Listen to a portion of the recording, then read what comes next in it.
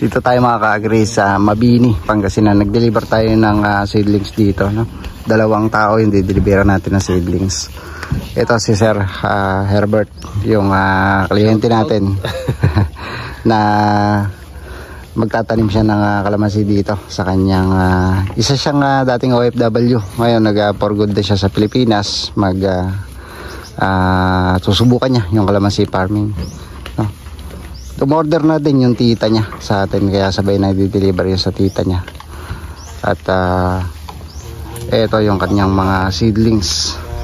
At nandito naman yung kanyang mga tatamnan. Ito yung lupa na tatamnan ni Sir, no? Na-traktora na. Tinatraktora na nila to. At yun nga, pinilit natin na ipatraktora to para mabungkal yung lupa, mabiling, tsaka lumuwag, para mas maganda yung bulas ng kalamansi na itatanim dito. Saan ba tayo dadaan? Okay, ano?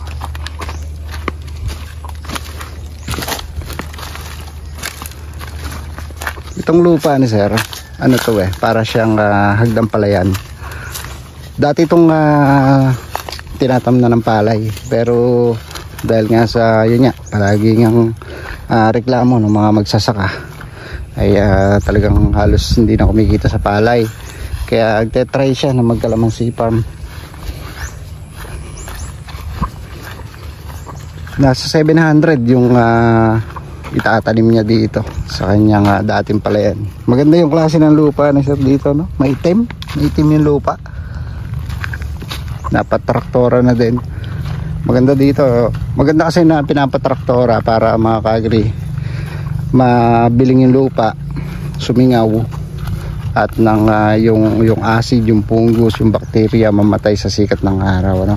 Dahil nabiling. Yun ang maganda dito sa farm, Sir. Maganda dito patag, ano? Kasi laging pinapalay kasi ito, kaya patag siya. Although hagdan pala yan, pero patag kasi bawat kuwan niya, bawat box ng palayan niya. Kaya medyo magiginhawahan naman siya dito sa pag-aalaga ng kalamansi. May banana plantation pala doon sa tabi. Ayun, no? Banana kalamansi yan, Sir, nilagay. Banana kalamansi. May kalamansi din. May kalamansi pala yung mga ka-agri, ano? Siningit nila parang alternate. Kaya lang pagtagal po doon, makukulubungan niya yung kalamansi doon. Kasi mabilis lumago kasi saging. Ito yung area ni Sir, no? Ito, tatamnan din ni Sir to, itong area na to. Diyan may yung sapa, kaya pwedeng diyan kukuha ng tubig. Hindi problema ang tubig. Running water naman yan. Saka hindi nauubos yan. Kahit summer, Sir? Kahit summer yan, meron yan. Diretso pa rin. Open water ka na dyan. Open water, kaya napakagandang Yun, maganda, meron. Water pump lang, walang problema. Walang problema, Tapos may deep well naman ako pang suporta, kaya walang problema. Kaya naman niya yung pag manual na Pwede ka rin, Sir, dyan yung electric water pump, kasi malapit naman sa bahay mo, pwede kang maglatag ng kuryente dito. May na, Sir, makina na ako. Meron ka na? Yanmar na oo, kaliglig. Para kahit 2 o 3 na na ilagay dyan na water pump, pwede. Saglit lang. Saglit lang yan. Kasi malakas ang buga. Pag kailangan ng tubig, di kakargahan yung mga mga drum. Mga drum, Tapos imano-manong papaikutan ng drum na lang tong yun ang maganda. Para i-manual na idilig na lang, Pero pwede mo na din kasi yan, Sir, na pagusan ng parang palay, kasi patag naman. Dito lang. Dito pwede, sa hanggang doon, yung 1, 2, 3, 4 na kahon mo na yan. Pwede yan. Tapos yung mga dito sa yun dito sa medyo matataas, medyo dito manual na lang. Pwede po yun. Tapos meron pa dun sa babado. Meron ka pang tatamnan doon. Nakailan taon ka sa abroad, Sir? 13 years. Tapos sa Taiwan.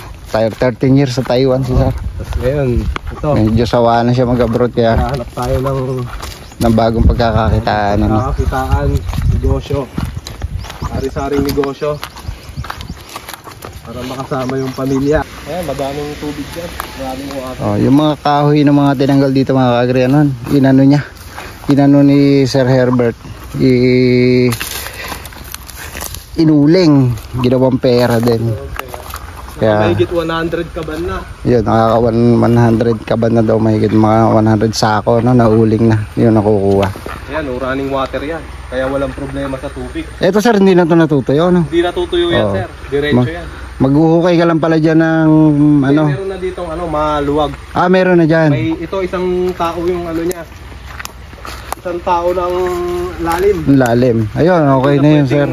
May pondo na yan. May pondo siya. Ano maganda. Sa kahit malakas ang ulan dito, hindi naman umaabot dito yung tubig kasi mataas pa din naman dun sa palay niya magmula dito sa pinaka batis na kukuhanan ng tubig. Dilig na dinig, raling na ano. Yan ang maganda sa mga sabihin na natin bundukan ito. Kaya sir, kaya lang nandito siya sa Saluisoy eh.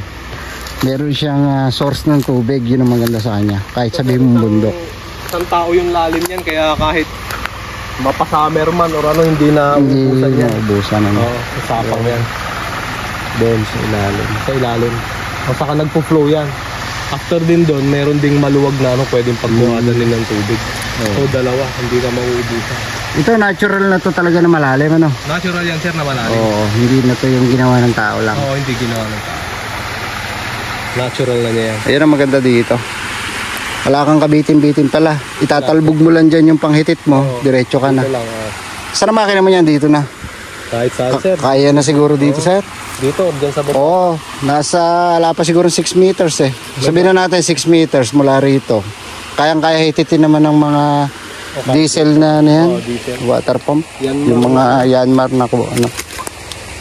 Yanmar na makina. No.